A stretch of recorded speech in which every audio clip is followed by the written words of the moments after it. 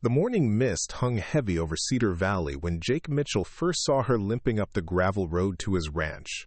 Through the kitchen window, steam rising from his coffee cup, he watched the stranger approach with careful, measured steps. She carried something in her arms, a wicker basket that seemed to require both hands despite her obvious struggle with her right leg. Her auburn hair caught the first rays of sunlight breaking through the Montana clouds. And even from a distance, Jake could see the determination etched in every labored stride. Before we jump back in, tell us where you're tuning in from, and if this story touches you, make sure you're subscribed, because tomorrow, I've saved something extra special for you. Jake set down his mug with more force than necessary. Strangers meant complications, and complications were the last thing he needed. At 38, he'd built his life around predictability and solitude. The Circle M Ranch stretched across 8,000 acres of pristine wilderness, far enough from the nearest town of Millfield to ensure privacy. That's exactly how he preferred it. The woman stumbled slightly as she reached his front gate, her left hand gripping the wooden post for support while she carefully adjusted her hold on the basket.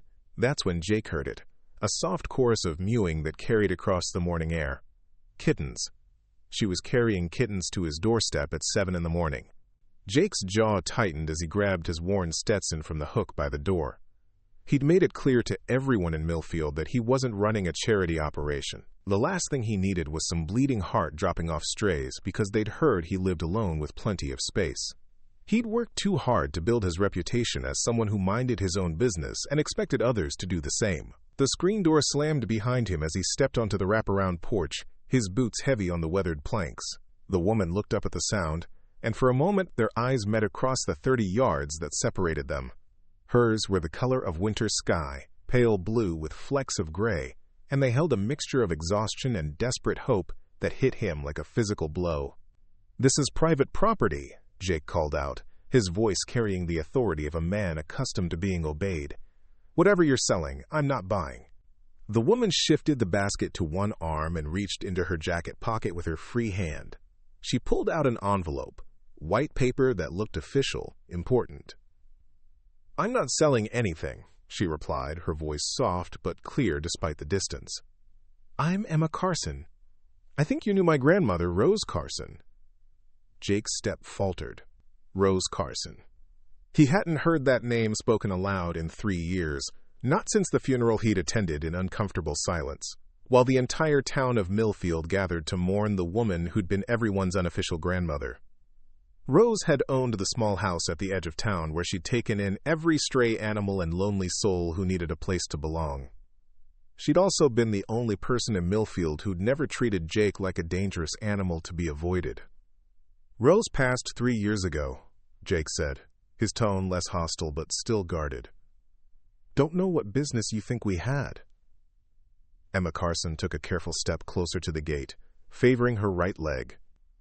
Jake could see now that she was younger than he'd first thought. Maybe 28 or 30, with delicate features that spoke of sleepless nights and worry. Her clothes were practical, worn jeans, a faded flannel shirt, and boots that had seen better days. Everything about her suggested someone who'd been traveling hard and wasn't sure where her next meal was coming from. "Grandma Rose left me this ranch in her will," Emma said, holding up the envelope. "But there seems to be some kind of problem with the property lines. The lawyer in town said you'd know about it, that you and Grandma Rose had some kind of agreement." Jake felt the ground shift beneath his feet. Rose had never mentioned a granddaughter, never spoken of family beyond the animals she cared for and the community she'd built around her small house. But then again, Rose had been full of secrets, the kind of woman who knew everyone's business while keeping her own close to her chest. "What kind of agreement?" Jake asked, though part of him already suspected what was coming. Emma limped closer to the gate, and Jake could see the pain she was trying to hide with each step. Whatever had happened to her leg was recent enough that she hadn't fully learned to compensate for it. The basket in her arms mewed again, more insistently this time, and she glanced down at it with the tender expression of someone who'd taken on more responsibility than she could handle. "According to this letter she left me," Emma said, unfolding a piece of paper that looked like it had been read dozens of times. "She deeded her property to me with the understanding that you'd been caring for it since she got sick. She said you'd been feeding her animals and maintaining the buildings without being asked, and that you'd know what to do about the complications." Jake's chest tightened. Rose had been sick for the better part of 2 years before her death, too proud to ask for help, but too frail to manage the small menagerie of cats, dogs, and injured wildlife she'd accumulated. Jake had started showing up with feed and supplies, fixing broken fence posts and leaking roofs, telling himself it was just good neighborly conduct. He'd never expected payment or recognition, and Rose had never offered either. It had been an unspoken arrangement between two people who understood the value of quiet kindness. "What complications?" Jake asked, though he was beginning to understand why Emma Carson had shown up at his door with a basket of kittens and desperation in her eyes. Emma's shoulders sagged slightly, as if admitting defeat before the conversation had really begun. "The property Rose left me doesn't exist anymore. The county says there was a clerical error in the original deed, that the land was actually part of a larger parcel that was sold to pay tax debts 5 years ago. Well, the lawyer says whoever bought that larger parcel now owns what used to be Grandma Rose's place." Jake knew exactly who had bought that parcel, because he'd been the one writing the checks. 5 years ago, when Rose had fallen behind on her property taxes due to medical bills, Jake had quietly purchased the debt through a third-party company to prevent the county from seizing her land. He'd never told Rose, never changed anything about her living situation, just made sure she'd never lose the home she'd built. When she died, he'd assumed the property would revert to the county, and he'd deal with it then. He'd never considered that Rose might have family somewhere, people who'd inherit a claim to land that was now legally his. "So you're saying Rose left you property that doesn't actually belong to her estate?" Jake said slowly, trying to process the legal tangle they were facing. "That's what the lawyer in town told me," Emma replied, her voice barely above a whisper. "He said I should talk to the current landowner, see if we could work something out. He said you seemed like a reasonable man." Jake almost laughed at that. Reasonable wasn't a word most people in Millfield would use to describe him. Distant, yes. Unfriendly, certainly. But reasonable implied a willingness to compromise, to find middle ground, and Jake had spent the last 8 years avoiding exactly those kinds of complications. The basket in Emma's arms mewed again, and this time one tiny paw appeared over the edge of the wicker, followed by a small orange face with enormous green eyes. Despite himself, Jake found his attention drawn to the kitten, which couldn't have been more than 6 weeks old. "Where did you come from?" Jake asked, the question carrying more weight than he'd intended. "Texas originally," Emma replied, misunderstanding. "But I've been traveling for the past month, trying to get here." Grandma Rose's letter said this was home, that Cedar Valley was where the Carson family belonged. She said you'd understand what that meant. Jake stared at her across the gate that separated his ordered world from whatever chaos she represented. The morning sun was climbing higher now, burning off the mist and promising another scorching day.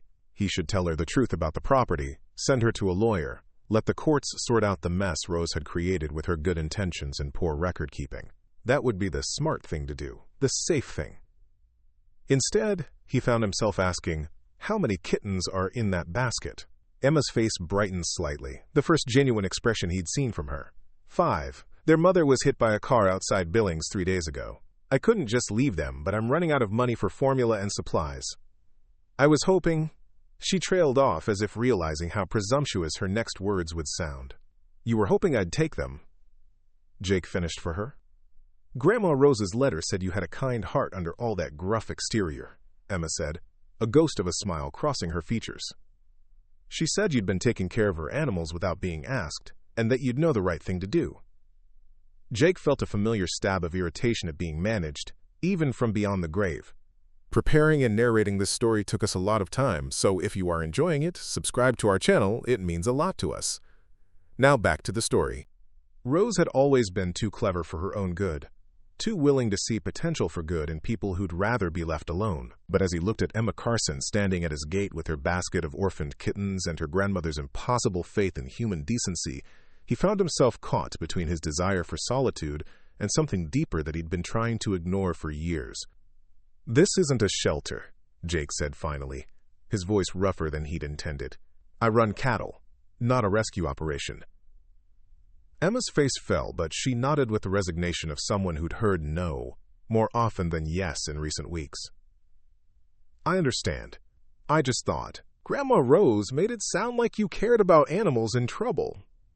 She turned to go, her limp more pronounced now that disappointment had settled into her bones. Jake watched her take 3 careful steps back down his gravel drive before something Rose had once said echoed in his memory. "The measure of a man isn't what he does when people are watching, Jake. It's what he does when nobody would blame him for walking away." "Wait!" Jake called out, the word escaping before his better judgment could stop it. Emma turned back, hope flickering in those winter sky eyes. Jake walked to the gate and flipped the latch, opening it for the first time in months to let someone onto his property.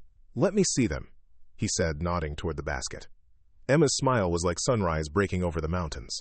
She limped back toward him, cradling the basket carefully as she approached. Up close, Jake could see the exhaustion etched in every line of her face, the way her clothes hung loose as if she'd lost weight recently, the careful way she held herself to minimize the pain in her injured leg. She set the basket on the ground between them and lifted back a small blanket that had been protecting its contents from the morning chill. 5 tiny faces looked up at him, 2 orange tabbies, a black kitten with white paws, a gray and white calico, and a tiny tortoiseshell that couldn't have weighed more than a pound. They were thin but alert, their eyes bright with the kind of fierce will to live that Jake recognized from his own dark moments. "They're too young to be separated from their mother," Jake observed, his voice softer than it had been all morning. "I know," Emma replied, kneeling beside the basket despite the obvious pain it caused her. "I've been feeding them every 3 hours with a bottle, but I'm not sure I'm doing it right. I've never raised kittens before." Jake knelt beside her, his experienced eye taking in the kitten's condition. They were underweight but not critical, probably a day or 2 away from real trouble if they didn't get proper care.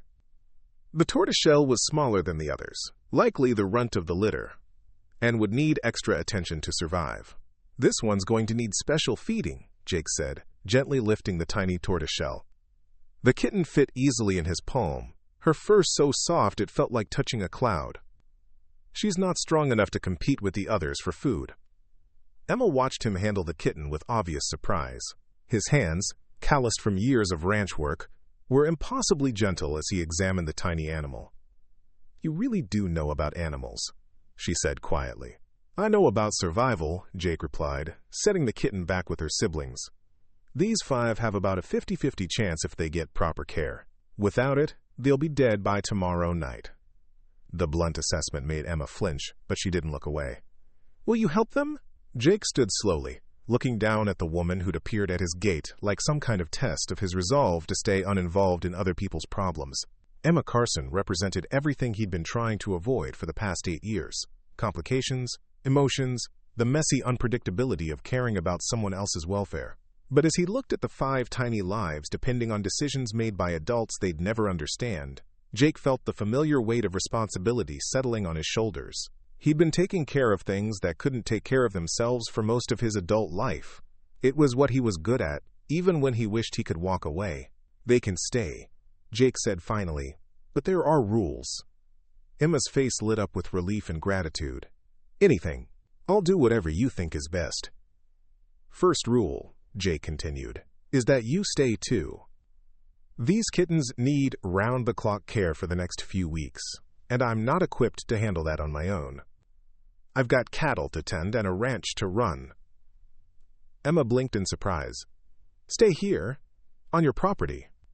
"I've got a guest cabin behind the main house," Jake said, gesturing toward a small building partially hidden by cottonwood trees.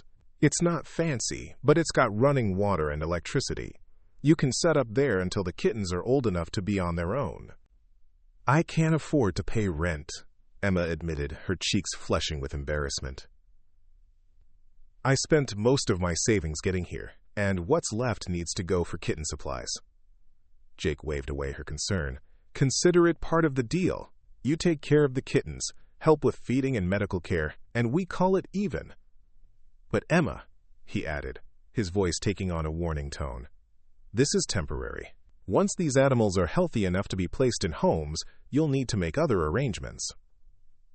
Emma nodded eagerly, clearly willing to agree to anything that meant safety for the kittens. "How long do you think that will be?" 6 to 8 weeks if everything goes well, Jake replied. "Maybe longer if there are complications." As he spoke, Jake wondered what he was getting himself into. 8 years of carefully maintained solitude, of keeping the world at arm's length, and now he was inviting a stranger to live on his property because of 5 orphaned kittens and a letter from a dead woman who'd been too wise for her own good. Emma stood carefully, favoring her injured leg, and extended her hand toward him.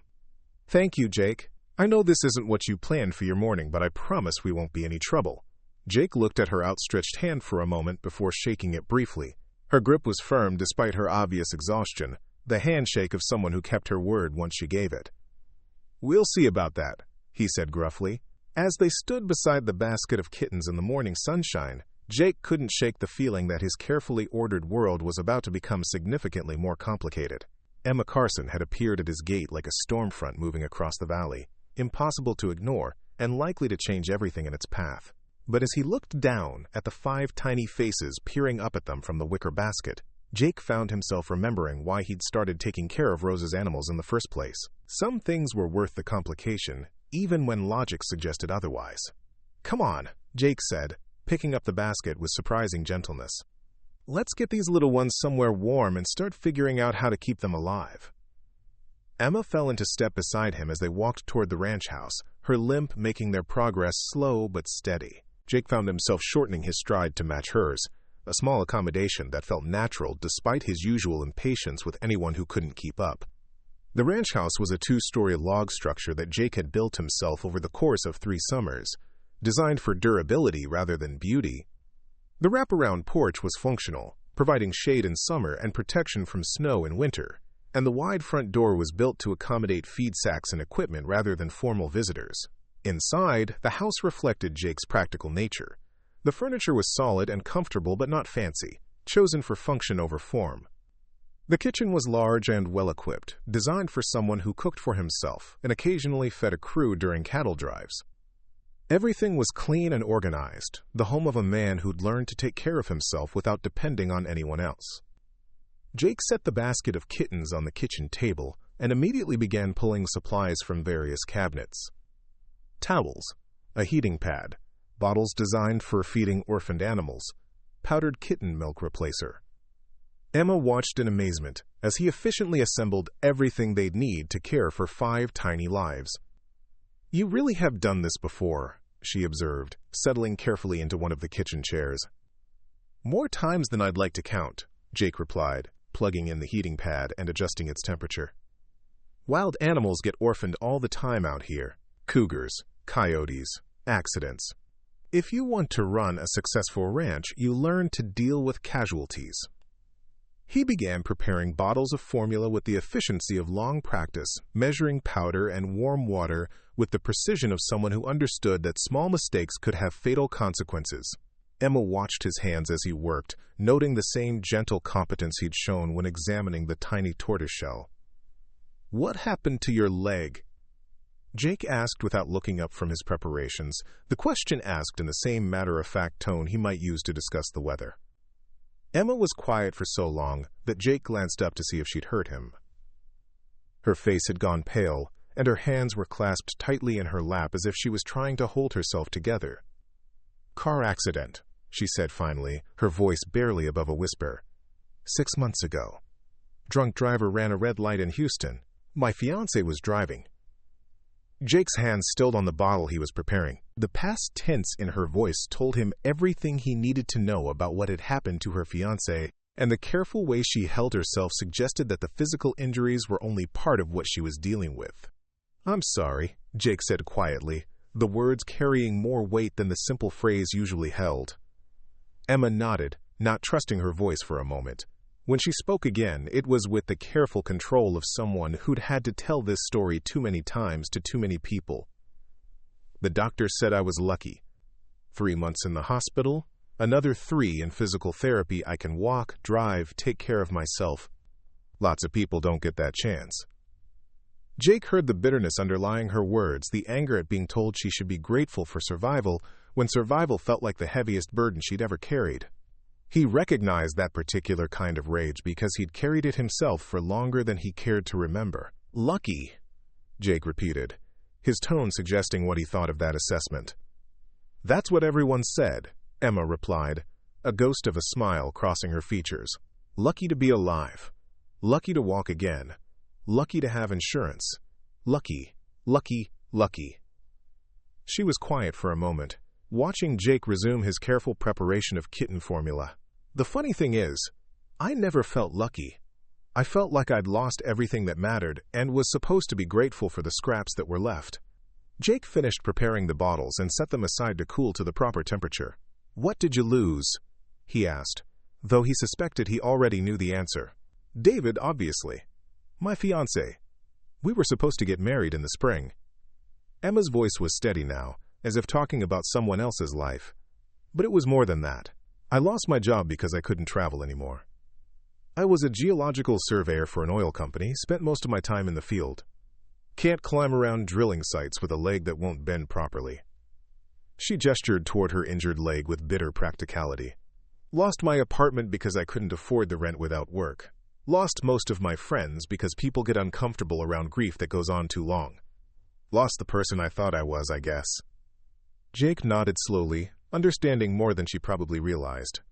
"So you came here looking for Rose's inheritance." "I came here looking for somewhere to belong," Emma corrected. Grandma Rose's letter made it sound like Cedar Valley was home, like this was where I was supposed to be. "I guess I was hoping for some kind of fresh start." Jake tested the temperature of the kitten formula on his wrist, then picked up the smallest kitten, the tortoiseshell runt. "Fresh starts are overrated," he said, settling into the chair across from Emma. "Most of the time you just carry your problems to a new location." Emma watched as he began feeding the tiny tortoiseshell with practiced patience, holding the bottle at just the right angle to prevent the kitten from aspirating the formula. "You sound like you're speaking from experience."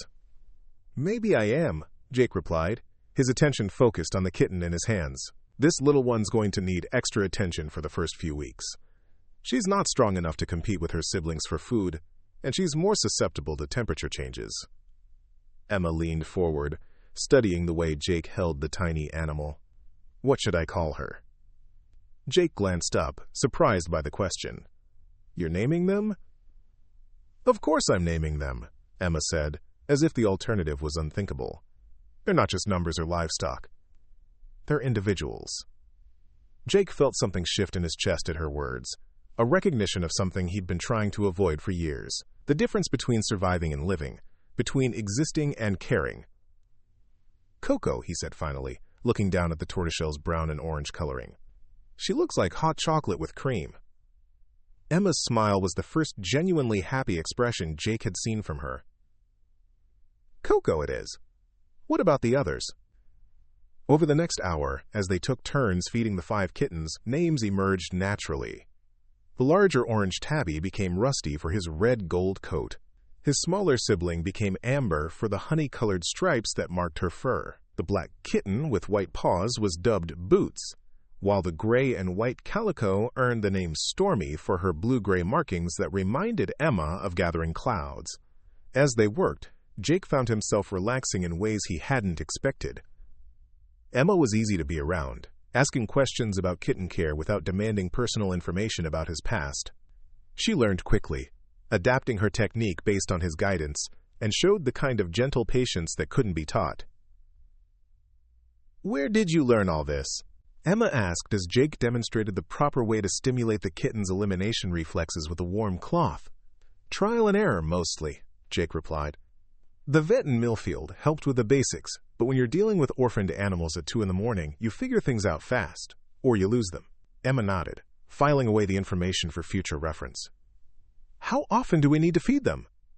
"Every 3 hours for the first few weeks," Jake said.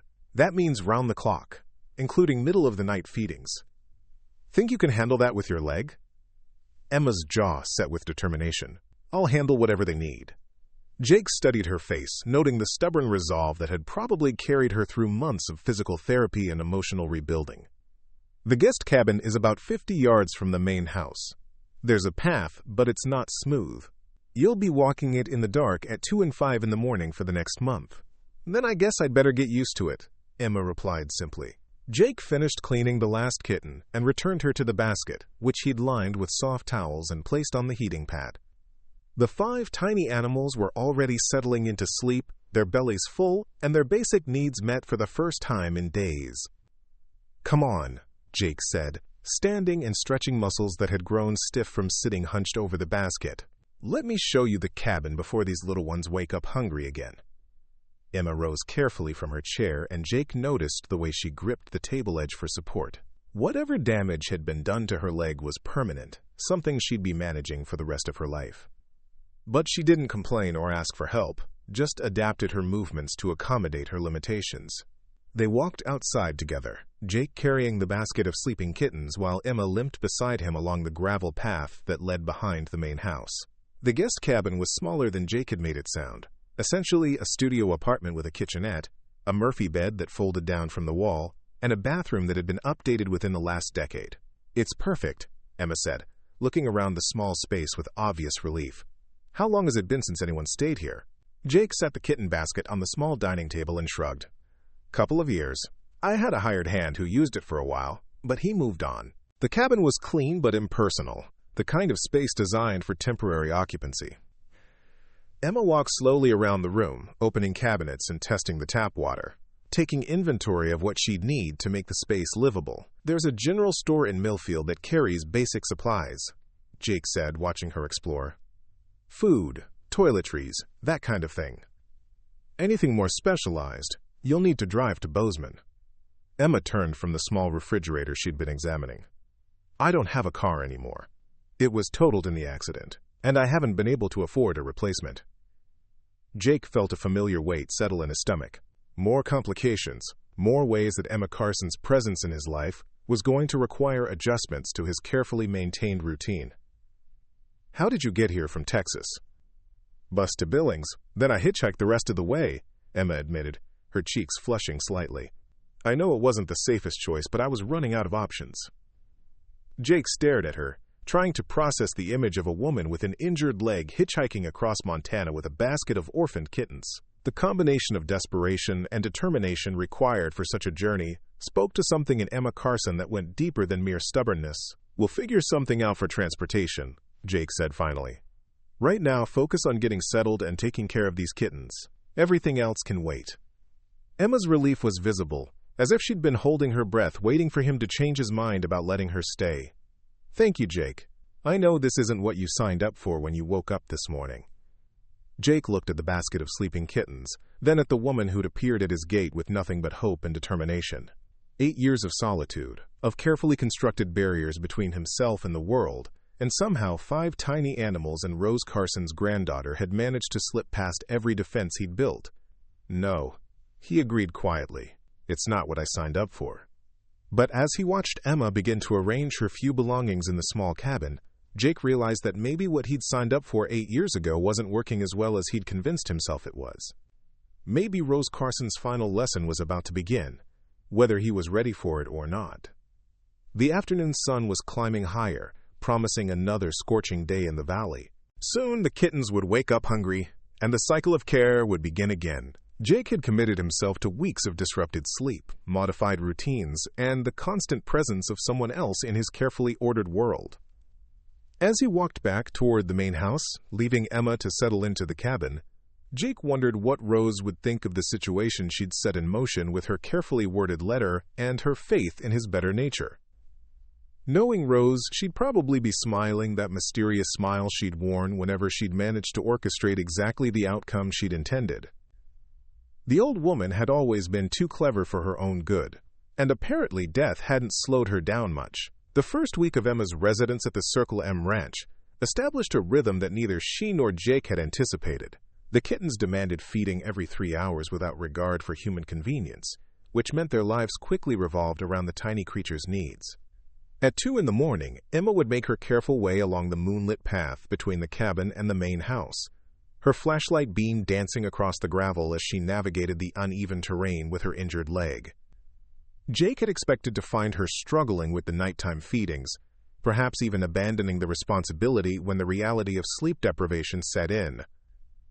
Instead, he discovered that Emma approached the task with the same quiet determination she'd shown when she first limped up his driveway. She never complained about the interrupted sleep or the pain in her leg that was clearly worse in the cold morning hours. She simply showed up, fed whichever kittens needed attention, and disappeared back to the cabin without expecting conversation or acknowledgement. By the end of the first week, Jake found himself looking forward to these brief encounters more than he cared to admit. Emma moved through his kitchen with respectful efficiency, cleaning up after herself and leaving no trace of her presence except for the contented sounds of feeding kittens. She didn't try to engage him in conversation during these early morning sessions, seeming to understand instinctively that he wasn't a man who welcomed chatter before sunrise. The kittens were thriving under their combined care. Rusty and Boots had grown noticeably stronger, their eyes bright and their movements more coordinated with each passing day.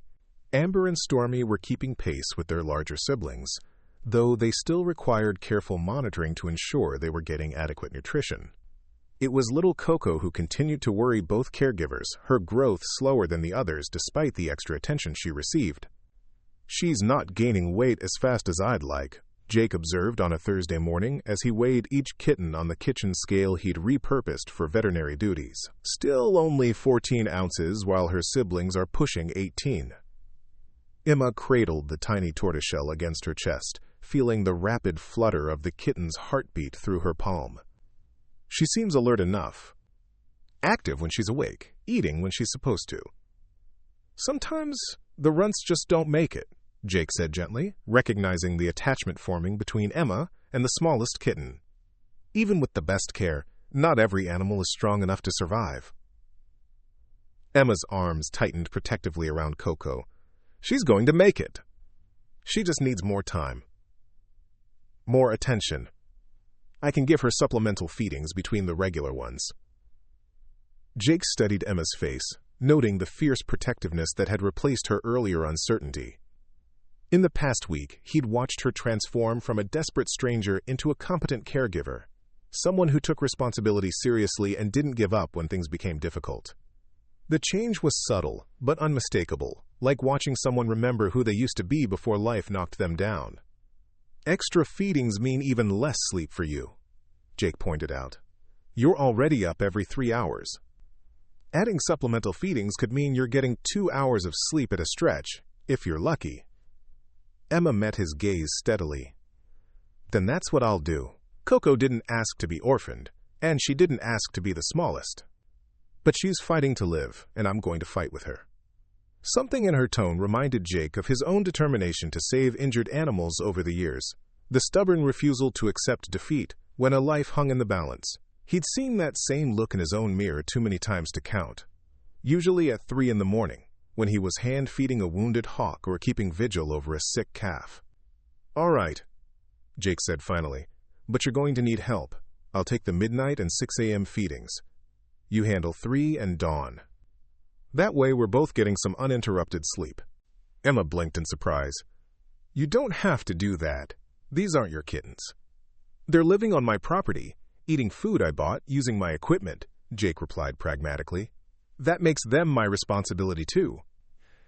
What he didn't say was that watching Emma exhaust herself caring for 5 orphaned animals reminded him of things he'd rather not think about. The way commitment could consume someone, how caring too much could become its own kind of prison. He'd walked that path before and knew where it led, but he also knew that some battles were worth fighting regardless of the cost. The new feeding schedule meant that Jake and Emma saw each other more frequently, their brief encounters in the kitchen becoming a twice-daily routine. Jake discovered that Emma was most talkative during the early morning feedings, when the sunrise painted the mountains gold and the ranch was coming alive with the sounds of cattle and birds. She'd ask questions about the animals she saw from her cabin window, about the history of the valley, about the practical aspects of ranch life that were foreign to someone raised in cities. "How long have you lived here?" Emma asked one morning as she bottle-fed Amber, while Jake worked with the more demanding Rusty. "Built the house 12 years ago," Jake replied, his attention focused on encouraging the orange tabby to take his formula. "Bought the land 2 years before that." "So you've been here longer than most people in Millfield," Emma observed. "This really is home for you." Jake glanced up at her, noting the wistful tone in her voice. "Where was home for you? Before Texas, I mean." Emma was quiet for a moment, her eyes focused on the kitten in her lap. "I'm not sure I ever had one, really. My parents moved around a lot when I was growing up. Dad was military, so every few years we'd pack up and start over somewhere new. I got good at adapting, at not getting too attached to places or people. That why you became a surveyor? Jake asked. Job that kept you moving? Maybe, Emma admitted. It felt natural, I guess, always being the outsider, the person passing through. I was good at showing up, doing my job, and moving on to the next project. She adjusted Amber's position to help the kitten feed more effectively, her movements gentle but competent. David was the first person who ever made me want to stay in one place. He had this house in Houston, nothing fancy, but it was his. He'd lived there for 8 years, had neighbors he actually knew by name, a coffee shop where they knew his order. I thought maybe I'd finally found somewhere to belong. Jake heard the pain underlying her words, the way she spoke about her dead fiancé with careful control. What was he like? Emma's face softened with memory. Patient, kind. He was a high school math teacher, one of those people who actually cared whether his students understood the material. He'd stay after school for hours helping kids who were struggling, never made anyone feel stupid for asking questions. She paused, letting Amber rest before continuing with the feeding. He used to say that home wasn't a place, it was the people who made you feel like you belonged. I thought I'd found that with him. Jake nodded, understanding more than he wanted to about the particular kind of loss Emma was carrying. Hard to believe in belonging when the person who made you feel at home is gone. Exactly, Emma said quietly. After the accident, that house felt like a museum. All of David's things, all our plans, all the future we'd mapped out together. I couldn't stay there, but I couldn't figure out where else to go either. Jake finished feeding Rusty and set the kitten back in the basket with his siblings. So you came here looking for Rose's inheritance. I came here looking for family, Emma corrected. Grandma Rose was my mother's mother, but they had some kind of falling out when I was little. Mom never talked about her much, just said that Rose was stubborn and set in her ways. But when the lawyer contacted me about the will, he mentioned that Rose had been asking about me for years, wondering how I was doing, whether I'd ever gotten married. Emma's voice grew softer, more reflective. The letter she left me wasn't just about property. It was about family, about having a place where the Carson name meant something. She wrote about this valley like it was magical, like it could heal people who'd lost their way. Jake felt a familiar tightness in his chest. Rose Carson had possessed an uncanny ability to see potential in broken things, whether they were injured animals or damaged people. She'd looked at Jake 8 years ago and somehow seen past the anger and grief that drove everyone else away. Now it seemed she'd worked the same magic from beyond the grave, drawing her wounded granddaughter to the one place where someone might understand what she was going through. Rose had a way of seeing things differently than most people, Jake said carefully. She believed in second chances, in the idea that people could start over if they found the right place to do it. Did you know her well? Emma asked, genuine curiosity in her voice. Jake considered how to answer that question honestly. His relationship with Rose had been complicated, built on mutual respect and unspoken understanding rather than conventional friendship. She'd never pushed him to talk about his past, never offered unwanted advice or sympathy. Instead, she'd simply treated him like a neighbor worth knowing, someone whose company she enjoyed without conditions or expectations. We understood each other, Jake said finally. Rose minded her own business and expected others to do the same, but she also believed in taking care of things that couldn't take care of themselves. Emma nodded, seeming to accept that explanation. The letter she left me mentioned that you'd been helping with her animals. She said you had a gift for healing broken things. Jake felt heat rise in his cheeks at the compliment. I just did what needed doing. Rose was too proud to ask for help, but too stubborn to admit when she needed it. Sounds like someone else I know, Emma said with a small smile that took the sting out of her observation. Over the following days, their conversations during feeding times grew longer and more personal. Emma talked about her work as a geological surveyor, the satisfaction she'd found in reading the landscape and understanding the forces that had shaped it over millions of years. She described the loneliness of spending weeks at remote drilling sites, the way she'd learned to find companionship in the land itself when human contact was scarce. Jake found himself sharing stories about the ranch, about the challenges of running cattle in mountain country, where weather could change from beautiful to deadly in a matter of hours. He talked about the satisfaction of working with animals, the way cattle and horses responded to consistency and fairness rather than force or intimidation. "Most people think ranching is about dominating the land and the animals," Jake explained one morning, as they watched the sunrise paint the mountains purple and gold. "But it's really about partnership. You work with what you have, adapt to conditions you can't control, and try to leave things better than you found them. Like raising these kittens," Emma observed, gently stroking Coco's tiny head as the tortoiseshell slept in her lap. "Exactly like that," Jake agreed. "You can't force them to thrive.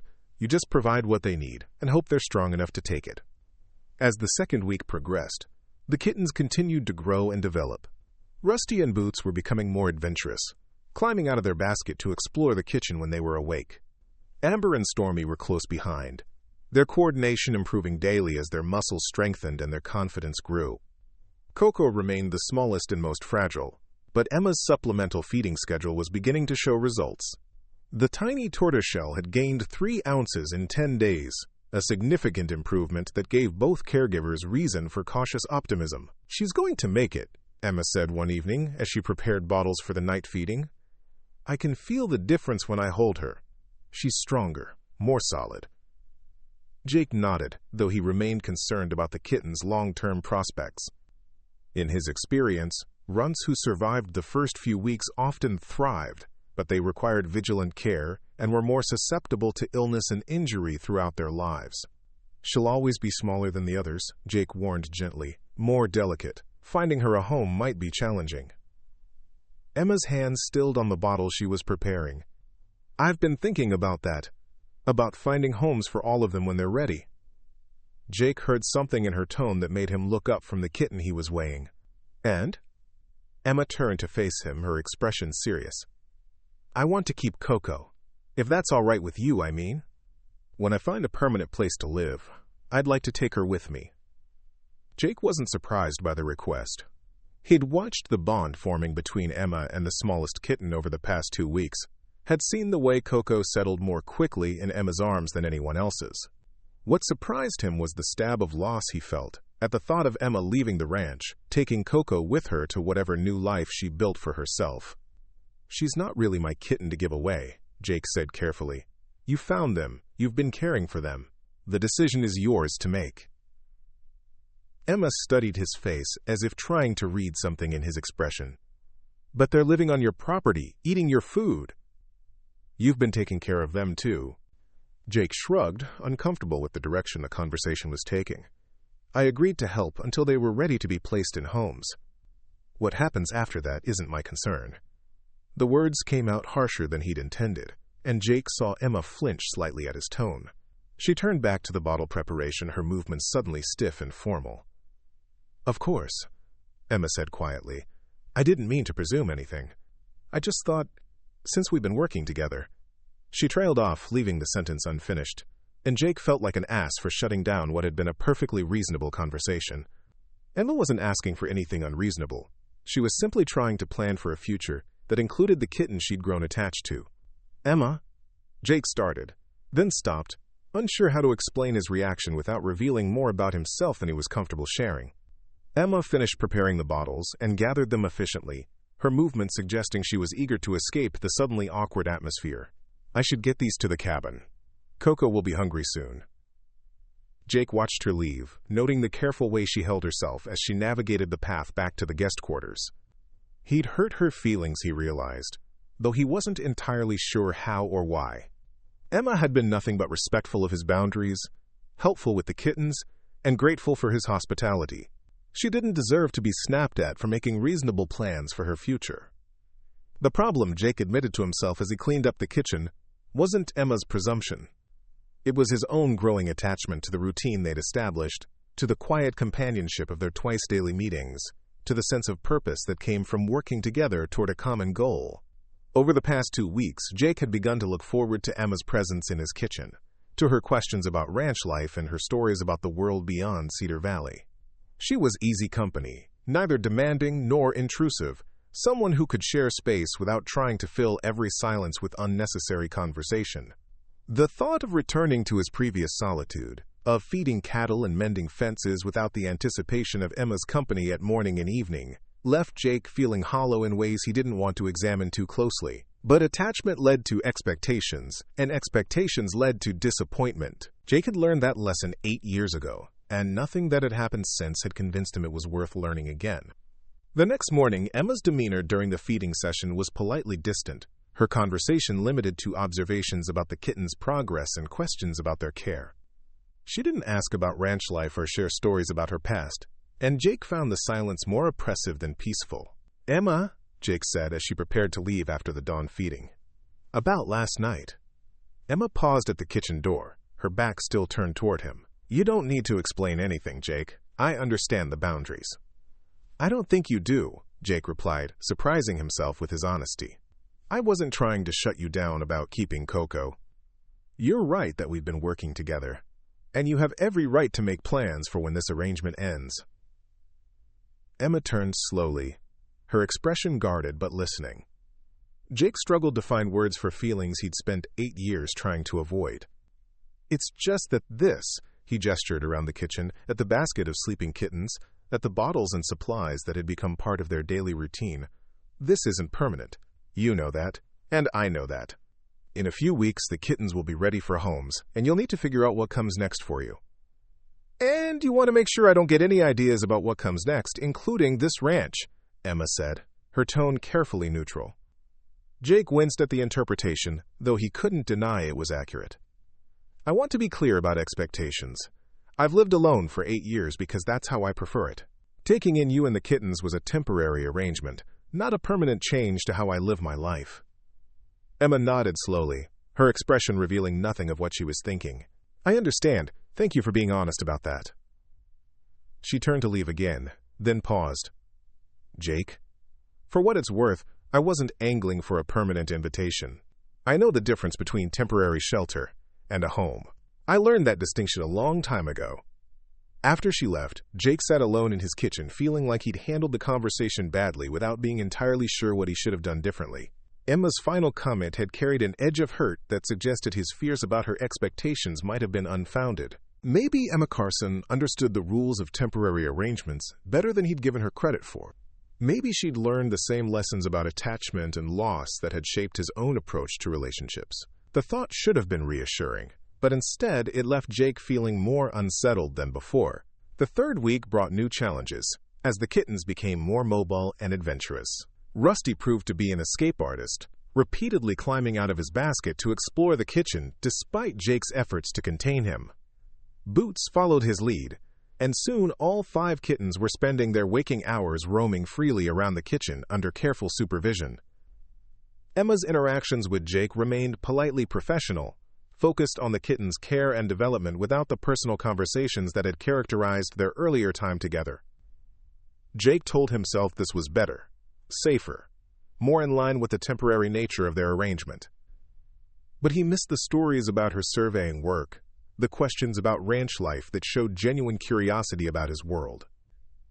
He missed the comfortable silences they'd shared while feeding the kittens, the sense of partnership that had developed naturally between them. Most of all, he missed the way Emma had looked at him during those first weeks, as if he were simply another person worth knowing rather than the local hermit to be avoided or feared. "The kittens are ready to start transitioning to solid food," Jake announced one morning as he watched Rusty attempt to climb onto the kitchen counter.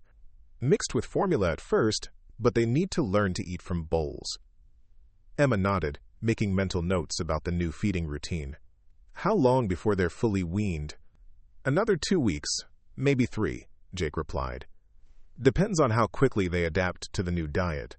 The unspoken timeline hung between them. 3 weeks until the kittens were ready for permanent homes. 3 weeks until Emma would need to make decisions about her own future. 3 weeks until the temporary arrangement that had brought them together would come to its natural end. "I've been thinking about what happens next," Emma said quietly, her attention focused on little Coco, who was attempting to follow her larger siblings in their exploration of the kitchen floor. Jake felt his chest tighten. "And? I need to find work, obviously, and a more permanent place to live." Emma's voice was carefully matter-of-fact, as if she were discussing the weather rather than the end of their shared routine. "I've been looking at job postings online, trying to figure out what I'm qualified for that doesn't require fieldwork." Jake wanted to ask where she was looking, whether she planned to stay in Montana or return to Texas or head somewhere entirely new. But asking implied an interest in her future that went beyond their temporary arrangement, and he'd already made it clear that such interest was inappropriate. "The guest cabin is available for as long as you need it," Jake said instead. "No need to rush into anything." Emma glanced up at him with surprise. "I thought you wanted me gone as soon as the kittens were placed." Jake felt heat rise in his cheeks. "I said the arrangement was temporary. Not that I was eager to throw you out on the street. Take whatever time you need to find something suitable." Emma studied his face for a moment, as if trying to understand the contradiction between his words and his earlier insistence on boundaries. "Thank you. That's generous." The words stung because Jake knew his motivations weren't entirely generous. Part of him was already dreading the return to solitude, the empty kitchen and silent mornings that awaited him once Emma and the kittens were gone. But generosity implied caring, and caring led to expectations and disappointment. Jake had built his life around avoiding exactly those complications, and he wasn't about to abandon 8 years of hard-learned wisdom for the sake of 5 orphaned kittens, and a woman who'd made it clear she understood the temporary nature of her welcome. As the 4th week began, the kittens' personalities became more distinct and pronounced. Rusty established himself as the leader, the first to investigate new situations and the most vocal in his demands for attention. Boots proved to be the most social, seeking out human contact and purring loudly when picked up. Amber was cautious but determined, carefully observing before committing to any action. Stormy was the most independent, content to explore on her own and less interested in human interaction than her siblings. And Coco, despite her small size, revealed herself to be surprisingly resilient and clever. She might not be able to compete physically with her larger siblings, but she was often the first to figure out new challenges, finding creative solutions to problems that stymied the others. "She's going to be a smart one," Jake observed one morning as he watched Coco navigate around a barrier he'd set up to keep the kittens in the kitchen. "Small, but clever." Emma smiled with obvious pride. She had to be smart to survive. "When you're the smallest, you learn to use your brain instead of your brawn." Jake heard the personal identification in Emma's words, the recognition of someone who'd also learned to compensate for disadvantages through intelligence and determination. Emma might not be the smallest person in any given situation, but her injured leg and her outsider status in Cedar Valley had forced her to develop similar adaptive strategies. "Intelligence can take you further than size or strength," Jake agreed, "especially if you're patient enough to think before you act." Emma glanced at him with what might have been gratitude for the implied compliment. David used to say that. He'd tell his students that being smart wasn't about having all the answers, it was about knowing how to find them. It was the first time in over a week that Emma had mentioned her dead fiancé, and Jake felt honored by the return of her confidence. Maybe the polite distance between them was beginning to thaw, or maybe the approaching end of their arrangement was making Emma nostalgic for the easier companionship they'd shared earlier. "Sounds like a good teacher," Jake said carefully. "He was," Emma replied softly. "He had this way of making difficult concepts seem manageable, of breaking big problems down into smaller pieces that anyone could handle." She was quiet for a moment, watching Coco play with a piece of string Jake had provided for the kittens' entertainment. "I've been trying to apply that approach to figuring out what comes next for me. Breaking the problem down into manageable pieces instead of getting overwhelmed by the big picture." Jake nodded, understanding the strategy even if he'd never articulated it so clearly. "What pieces have you identified?" Emma seemed surprised by his interest, but answered readily enough. "Income first, obviously. I need work that pays enough to support myself and Coco. Housing that allows pets and doesn't require a huge security deposit. Transportation, eventually, though that can wait if I find work in walking distance of wherever I'm living." She ticked off the items on her fingers as if she'd been thinking about them constantly. "Medical insurance, since my leg is going to need ongoing management. And maybe some kind of community, people who won't disappear the first time life gets complicated." The last item was said quietly, almost as if Emma were talking to herself rather than to Jake. But he heard the longing underneath the practical planning, the desire for connection that went beyond mere survival. "Any ideas about where you want to look for these things?" Jake asked, though he wasn't sure he wanted to hear the answer. Emma shrugged, a gesture that didn't quite hide the uncertainty in her expression. I've been checking job sites for Montana, Colorado, Wyoming.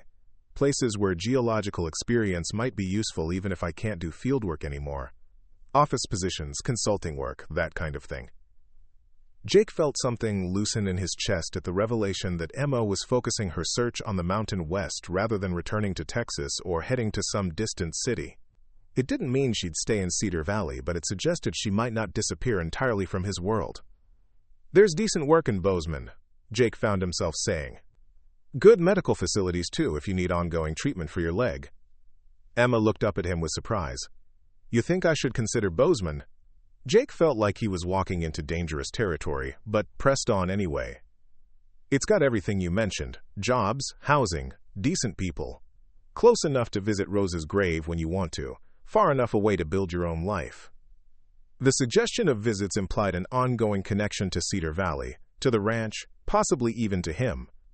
Jake wasn't sure why he'd added that detail, but he found he didn't want to take it back. Emma was quiet for so long that Jake began to worry he'd overstepped some boundary he didn't fully understand. Finally, she spoke. You'd be okay with that? With me staying in the area? Jake considered the question seriously, weighing his desire for solitude against the growing certainty that Emma's complete absence from his life would leave a gap he wasn't prepared to acknowledge. I think I'd be okay with knowing you were settled somewhere good, Jake said carefully, where you and Coco could be safe and happy. Emma's smile was the first genuinely warm expression he'd seen from her in over a week. I'll look into Bozeman opportunities. It might be perfect. As the fourth week progressed, Jake found himself paying attention to details he'd never noticed before. The way Emma's limp was less pronounced in the mornings, suggesting that rest improved her mobility. The careful way she planned her movements around the kitchen to minimize steps and conserve energy. The quiet competence with which she'd adapted to ranch life, learning to read weather patterns and animal behavior, as if she'd been raised in the country rather than the city. Most surprising was Emma's growing confidence in her interactions with him. The polite distance was fading, replaced by something that felt more like genuine friendship. She asked questions about his cattle operation, offered observations about the land and the animals that showed real understanding, and even made gentle suggestions about kitten care that proved helpful. You know, Emma said one evening as they watched the 5 kittens play together in the kitchen, I never thought I'd be good with animals. I always assumed that was something you had to grow up with to understand. Jake glanced at her with surprise. You're natural with them.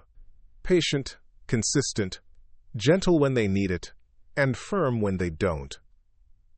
That's not something you can fake. Emma flushed slightly at the compliment. I had a good teacher. You made it look so easy that first day, I thought maybe I could learn to do it too. Jake felt warmth spread through his chest at her words. You learned because you wanted to. Because you cared enough to put in the effort, even when it was difficult. They were both quiet for a moment, watching Coco attempt to keep up with her larger siblings in a game that involved chasing a ball of yarn around the kitchen floor. The tiny tortoiseshell was clearly outmatched physically, but she compensated with strategy, positioning herself to intercept the yarn rather than trying to chase it directly. She's going to be fine, Emma said softly, her voice full of pride and affection. Different from the others, but fine. Jake heard the layers of meaning in Emma's words, the way she was talking about more than just the kitten's prospects. Emma Carson had arrived at his ranch broken and uncertain, carrying nothing but hope and determination. Over the past month, she'd proven herself capable of adaptation and growth, of finding strength in unexpected places. Maybe she was going to be fine too, different from who she'd been before the accident, but capable of building something new and meaningful from the pieces that remained. As Jake looked at Emma cradling little Coco while the other kittens played around their feet, he realized that Rose Carson's final gift hadn't been the property complications that brought Emma to his ranch. It had been the opportunity for both of them to discover that healing was possible, that trust could be rebuilt, even after devastating loss. The old woman had been cleverer than either of them had realized, and Jake found himself grateful for her interference in ways he was only beginning to understand. 6 weeks after Emma first limped up Jake's driveway, The 5 kittens had transformed from helpless orphans into healthy, playful young cats ready for their forever homes. Rusty and Boots had grown into confident, outgoing animals who charmed everyone they met. Amber and Stormy displayed the perfect balance of independence and affection that made them ideal companions. Even tiny Coco, despite remaining the smallest, had developed into a clever, resilient cat whose personality far exceeded her physical stature. Jake stood in his kitchen watching Emma prepare carriers for 4 of the kittens, their new families scheduled to arrive throughout the afternoon. The local veterinarian had helped spread word about the available cats, and the response had been overwhelming. Every kitten except Coco had found a loving home within Cedar Valley, ensuring Emma could visit them whenever she wished. "Mrs. Patterson should be here any minute for Rusty," Emma said, her voice carefully controlled as she lined the carrier with familiar blankets. "She promised to send photos every week so we can see how he's settling in." Jake nodded, though his throat felt tight watching Emma prepare to say goodbye to the animal she'd raised from near death. Over the past 6 weeks, he'd witnessed her pour everything into these kittens, sacrificing sleep and comfort to ensure their survival. Now she was giving them away with grace and genuine happiness for their future, even though he could see the cost in her eyes. The first pickup went smoothly.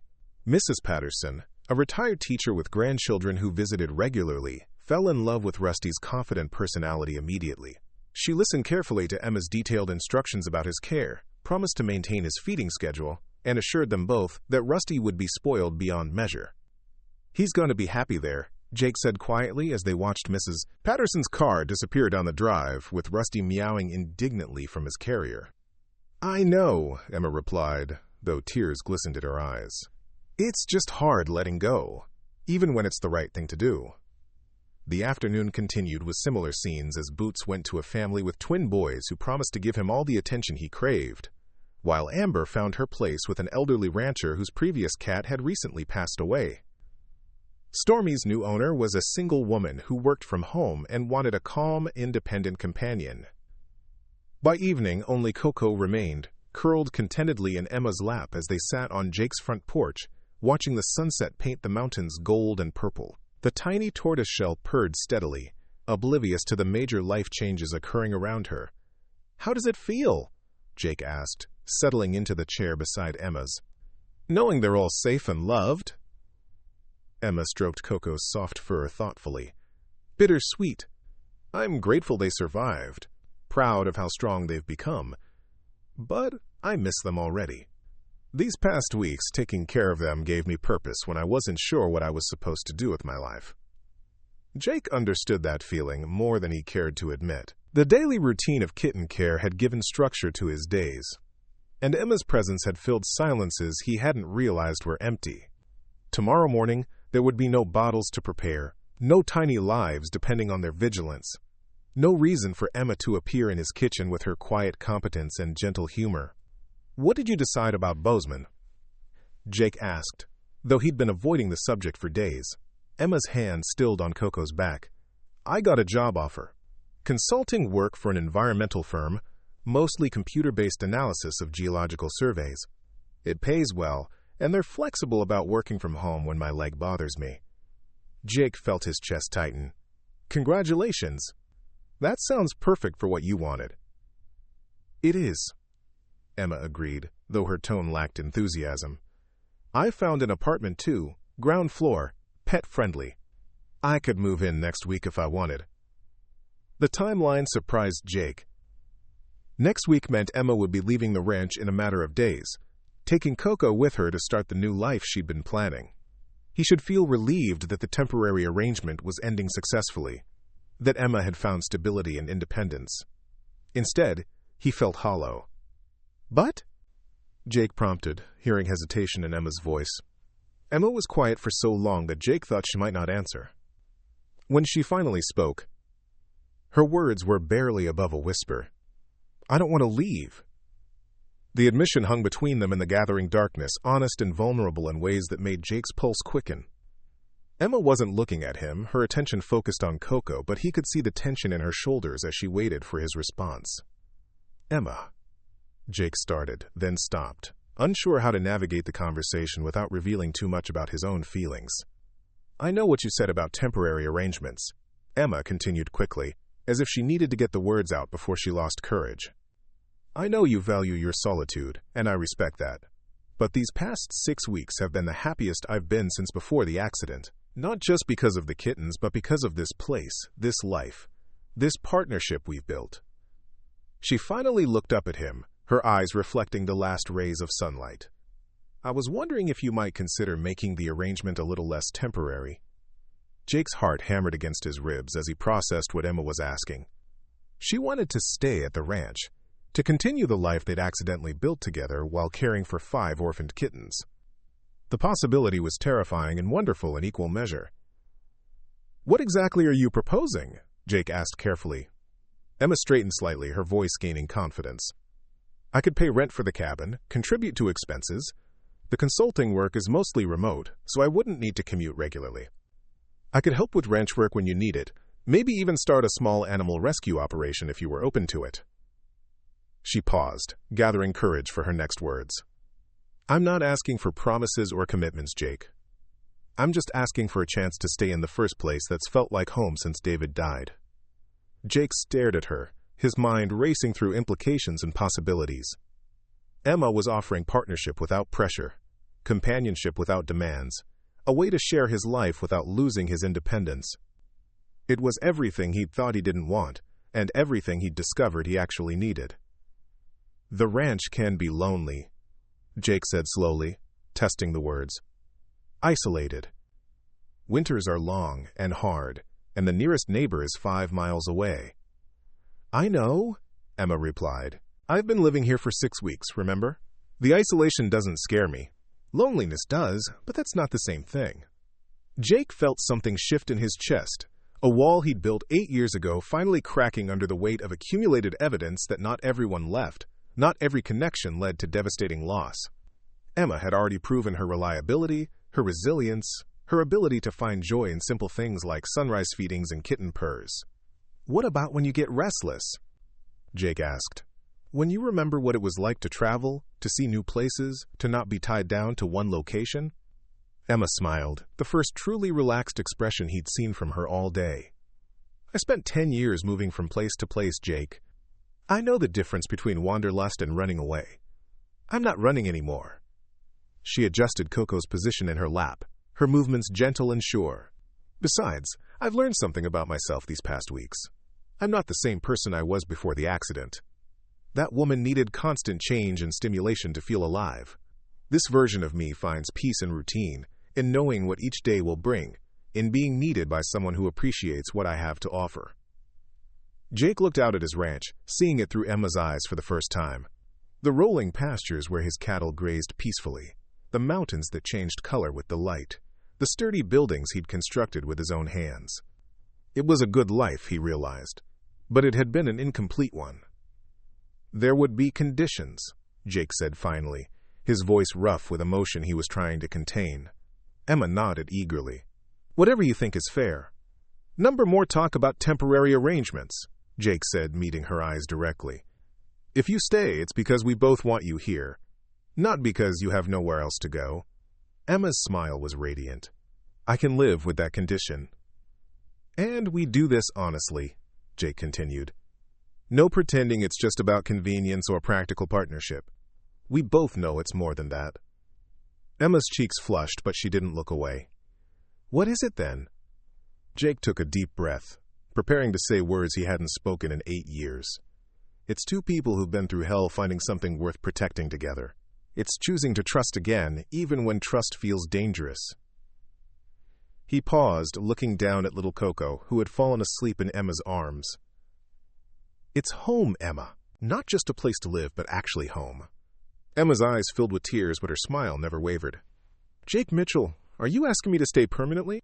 I'm asking you to give us a chance, Jake replied, his voice steady despite the enormity of what he was offering. The ranch, the animals, the life we've accidentally built together. I'm asking you to help me figure out what comes next. Emma leaned forward, careful not to disturb the sleeping kitten, and kissed Jake softly. It was a gentle kiss, full of promise and gratitude, and the kind of hope that came from finding exactly what you needed in the last place you thought to look. "Yes," Emma whispered against his lips. "To all of it, yes." As they sat together on the porch with Coco purring between them, Jake realized that Rose Carson's final gift hadn't been 5 orphaned kittens or property complications, or even the chance for Emma to find refuge. It had been the opportunity for both of them to discover that healing was possible, that love could grow from the most unexpected circumstances, and that sometimes the best things in life began with someone limping up your driveway carrying hope in a wicker basket. 6 months later, Jake and Emma were married in a simple ceremony at the small church in Millfield, with little Coco wearing a tiny flower collar as their ring bearer. The other 4 kittens, now healthy adult cats, were brought by their families to witness the wedding of the 2 people who had saved their lives. Emma's consulting business thrived, and she eventually expanded into offering remote geological analysis for environmental projects across the Mountain West. Jake's cattle operation benefited from her analytical mind and attention to detail, and together they developed innovative approaches to sustainable ranching that earned recognition from agricultural organizations. But perhaps most importantly, they created the kind of home that Rose Carson would have approved of, a place where injured animals and lost souls could find refuge and healing. The guest cabin became a way station for people in transition, while the ranch itself evolved into an unofficial sanctuary for animals in need. Emma never did start that formal rescue operation she'd mentioned, but she didn't need to. Word spread through Cedar Valley, and beyond that, the Circle M Ranch was a place where desperate situations found compassionate solutions, where people who understood healing helped others discover their own strength. Jake discovered that sharing his life didn't diminish his independence, it enhanced it.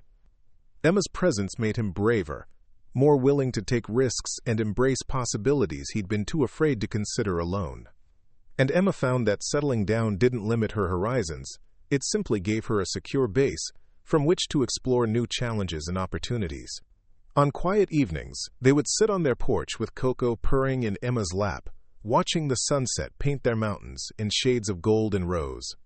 Sometimes they talked about the future, about plans and dreams and possibilities. More often, they simply enjoyed the peaceful certainty of belonging somewhere, of being needed and appreciated for exactly who they were.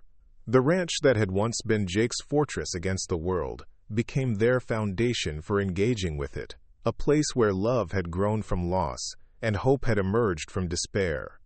Rose Carson's faith in second chances had been vindicated in ways the old woman couldn't have imagined, proving once again that sometimes the most extraordinary stories began with the simplest acts of kindness. Up next, you've got 2 more standout stories right on your screen. If this one hit the mark, you won't want to pass these up. Just click and check them out.